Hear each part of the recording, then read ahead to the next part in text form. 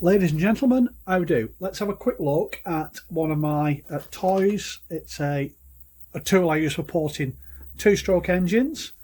It's an air-powered, angled grinder. What do we know about it? Well, these things rely on RPM and not torque.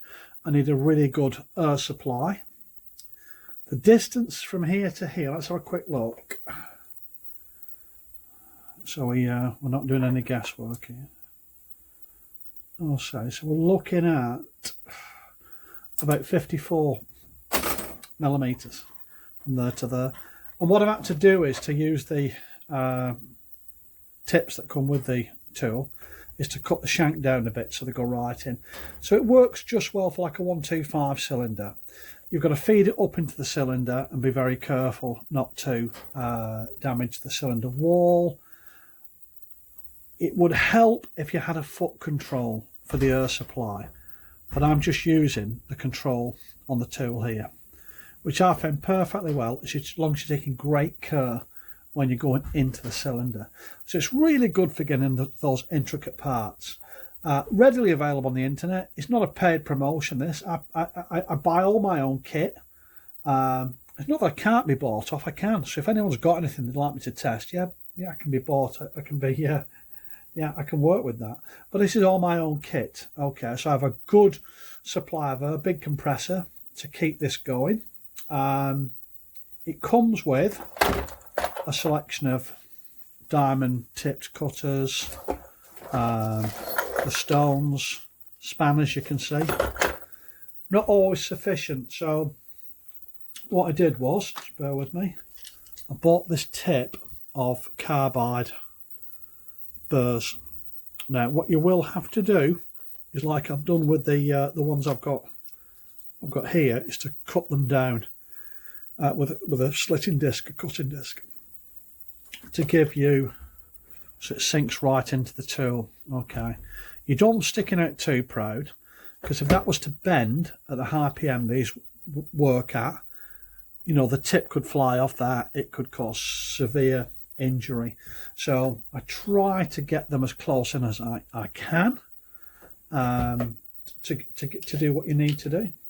And as I said before, these rely on RPM and not torque. So they've got very high speeds. I think they're claiming something like, is it 60,000 RPM? I'm not sure. Anyway, whatever it is, it's quite sufficient. You do need periodically to drop some air tool oil down here. I should imagine any oil's better than no oil, but air tool oil would be ideal. This tube in here is the exhaust system for the tool. So the air comes out of here, there, and exits down the bottom of the tube. So all in all, for the price, particularly, it's I really can't fault it. You know, especially when you buy these carbide burrs as well. It changes the dynamic of the tool greatly.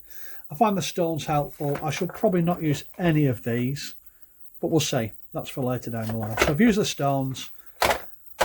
I've used the carbide, some of the carbide bits. Yeah, I'm really pleased with it. I've been working on a couple of two-stroke engines. Am I going to show you what I've done to the ports? Well, of course I'm not. You never show anybody what you've done, because it's all nearly always developmental work, and you don't know what's happened until it's out. But I will report back on any performance gains we've had, or whether we've gone backwards or not. That's another story.